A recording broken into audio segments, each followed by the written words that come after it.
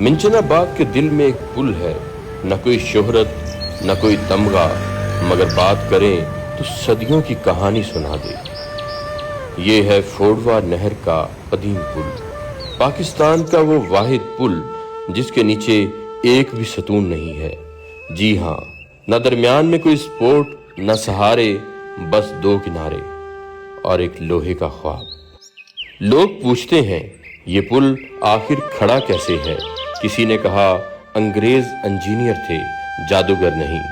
तो किसी ने हंस के कहा जादूगर ही थे, वरना आज तक कौन सा पुल बगैर सतून के बचा है। कहानी यहीं खत्म नहीं होती। सुना है 1971 की जंग में जब दुश्मन की जानिब से पुल को निशाना बनाया गया, लेकिन खुशकिस्मती से पुल पर लगने की बजाय एक बम पुल के करीब आकर गिरा, मगर पुल हिला भी नहीं।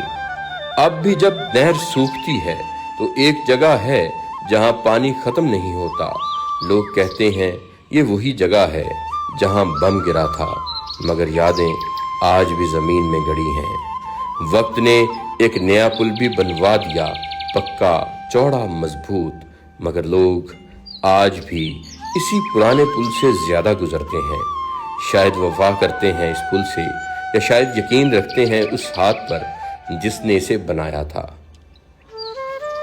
एक तरफ दरख्तों की लंबी कतारें, दूसरी तरफ बहती नहर, बीच में रंगों से सजा लोहे का शाहकार, जर्द, सब्ज और उम्मीद भरा पुल जो बरसों से कह रहा है मैं अब भी खड़ा हूँ, न थका हूँ न झुका हूँ।